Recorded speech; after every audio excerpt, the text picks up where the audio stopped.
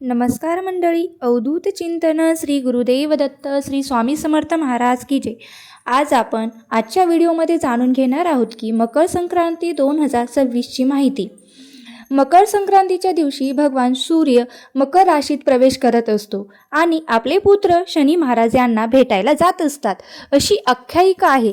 पण मकर संक्रांतीपासून उत्तरायण सुरू होत असतं, म्हणजेच देवांचा दिव्य दिवस सुरू होत असतो. मकर संक्रांतीच्या दिवसापासून सूर्याचं उत्तरायण सुरू होतं आणि याच उत्तरायणाचा काळ अतिशय शुभ मानला जातो आणि आपल्या जीवनातील अंधकार नष्ट करणारा असा हा दिवस आहे. त्यामुळे मकर संक्रांतीच्या पुण्यकाळात जप तप दान आवश्यक करावेत. यंदा 2026मध्ये मकर संक्रांती कधी येणार आहे, मकर संक्रांतीचे वाहन काय असणार आहे, मकर संक्रांत कशावर बसून येणार आहे, मकर संक्रांत कशावर आहे, मकर संक्रांती कोणत्या रंगावर आली आहे, कोणत्या दिशेला जात आहे, पुण्यकाळ कोणता आहे, मकर संक्रांतीचे संपूर्ण फळ, नक्षत्र कोणते, या दिवशी कोणते दान करावे, ही सगळी माहिती आपण आजच्या व्हिडिओमध्ये जाणून घेणार आहोत. त्यामुळे तुम्ही व्हिडिओ स्किप न करता शेवटपर्यंत पहा, जेणेकरून तुम्हाला संपूर्ण माहिती मिळून जाईल. बघा, आपल्या हिंदू धर्मामध्ये मकर संक्रांतीला खूप महत्त्व आहे. जेव्हा सूर्य मकर राशीमध्ये प्रवेश करतो तो दिवस किंवा तो योग खूप शुभ मानला जातो. त्याच योगाला आपण काय म्हणतो तर मकर संक्रांत असंही म्हणतो. तर मकर संक्रांत हा सण आपण अगदी आनंदाने साजरा करत असतो. मकर संक्रांत हा सण नेहमी आपण पाहत आलो आहे की 14 किंवा 15 जानेवारीलाच येतो. क्वचितच 15 जानेवारीला येत असतो, पण शक्यतो हा 14 जानेवारीलाच येत असतो. बघा, 2026ची मकर संक्रांती 14 जानेवारी 2026 रोजी संक्रांत आली आहे. खूप दिवसानंतर असा योग आला आहे की याच दिवशी षष्टीला एकादशी देखील आहे. अतिशय शुभ अशी ही तिथी आहे. एकादशी आणि मकर संक्रांती एकत्रित आपण साजरी करणार आहोत. बघा, 11 बुधवारी 14 जानेवारी 2026 रोजी दुपारी ठीक 3:06 सूर्य मकर राशीत प्रवेश करत आहोत. संक्रांतीचा पुण्यकाळ कधी आहे तर 14 जानेवारी दुपारी 3:06 पासून ते सूर्यास्तापर्यंत म्हणजे 6:20 हा पुण्यकाळ असणार आहे. तर महिलांनी वाण वसा करून घ्यायचा. वाण द्यावं आपण करू शकता किंवा जप तप करू शकतात. आता यावर्षी मकर संक्रांत कशावर बसून आली आहे किंवा कोणत्या वस्तू परिधान केलेल्या आहेत तर संक्रांतीने ज्या वस्तू परिधान केलेल्या असतात त्या वस्तू मात्र आपल्याला घालायच्या नसतात. म्हणजे त्या काय करायच्या असतात तर वर्ज्य करायच्या असतात. यावर्षी सूर्याचे मकर संक्रमण हे बालव कारणावर होत असल्याने वाहन वाघ असून उपवाहन हे घोडा आहे. तिने पिवळे वस्त्र परिधान केले असून हातामध्ये गदा घेतलेली आहे. केशराचा टिळा लावलेली आहे. वयानी कुमारिका असून ती बसलेली आहे. वासाकरिता जाईचे फूल घेतलेले आहे. पायस भक्षण करीत आहे. बघा, पायस म्हणजे काय तर खीर, म्हणजेच त्या दिवशी दूध किंवा दुधाचे पदार्थ शक्यतो खाणं टाळावे. सर्प जातीची आहे. भूषणार्थ मोती धारण केलेली आहे. वार नाव नक्षत्र अनुराधा आहे. वार नाव मंदाकिनी आहे. ती पूर्वेकडून येते आणि पश्चिमेकडे जात आहे व वायव्य दिशेस पाहत आहे. संक्रांतीचे फळ, संक्रांतीने ज्या वस्तू परिधान केलेल्या आहेत त्या वस्तू महाग होतील. संक्रांत जेथून आली आहे तेथील जनतेला सुख प्राप्त होईल. पर्व काळामध्ये द्यावेचे दान, नवे भांडे, गाईला घास, अन्न, तिळपत्र, गूळ, तीळ, सोने, भूमी, गाय, वस्त्र, घोडा इत्यादी यथाशक्ती तुम्ही दान देऊ शकतात.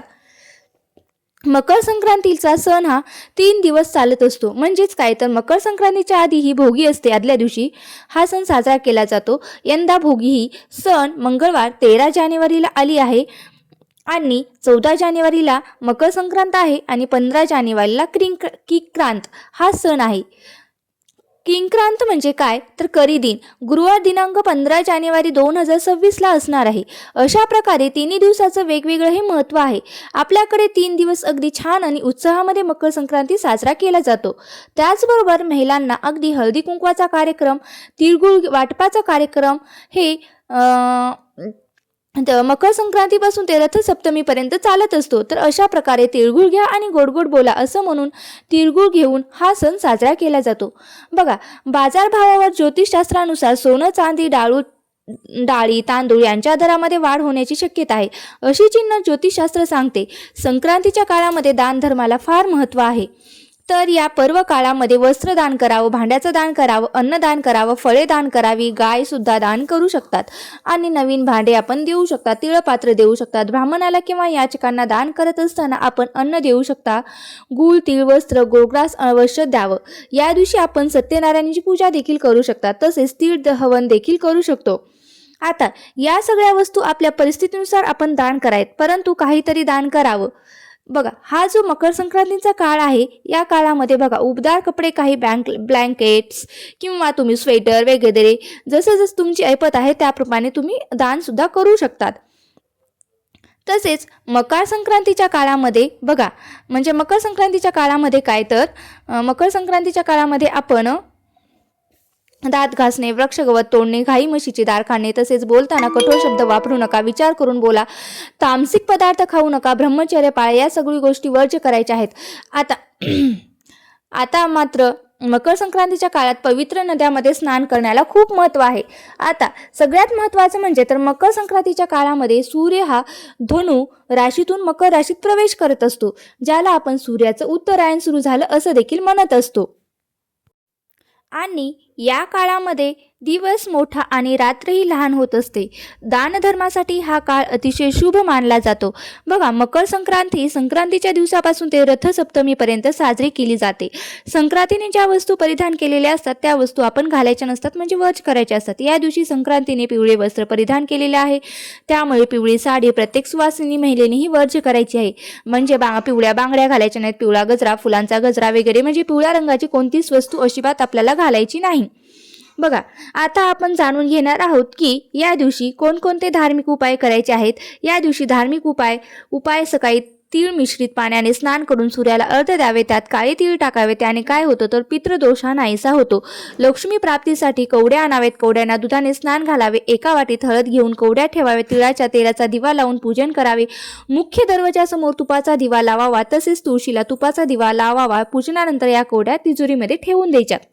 बघा, येथे एक गोष्ट आवर्जून महत्त्वाची आहे की जी मी तुमच्यासोबत शेअर करत आहे. बघा, यावर्षी 2 पंचांगणात वेगवेगळी अशी माहिती आली.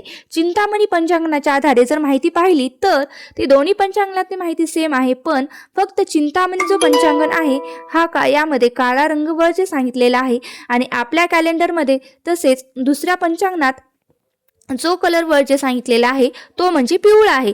तसे पाहिले तर गेल्या वर्षी देखील पिवळा रंग हाच वर्ज्य होता. तर अशा पद्धतीने या वर्षीची मकर संक्रांतीला या शुभतिथीचा आपण सदुपयोग करावा. या दिवशी भगवान सूर्याची, भगवान विष्णूंची सेवा करावं. आपल्या जीवनातील अंधकार नष्ट होईल आणि आपल्या जीवनामध्ये सकारात्मकता येईल. तर हा महत्त्वाचा व्हिडिओ कसा वाटला तो मला नक्की कमेंट बॉक्समध्ये सांगा. आणि तुम्हाला जर हा माझा व्हिडिओ आवडला असेल तर शेअर करायला विसरू नका. आणि व्हिडिओ जर हा नक्कीच आवडला असेल तर त्यावर लाईक करा आणि सबस्क्राईब करायला विसरू नका. आणि चॅनलवरती जर माझ्या नवीन असाल तर सबस्क्राईब करायला विसरू नका. आणि व्हिडिओ आवडल्याबद्दल, माझा व्हिडिओ शेवटपर्यंत पाहिल्याबद्दल अगदी मनापासून तुमची खूप खूप आभारी आहे. धन्यवाद. श्री स्वामी समर्थ. जय जय स्वामी समर्थ. श्री स्वामी समर्थ. जय जय स्वामी समर्थ.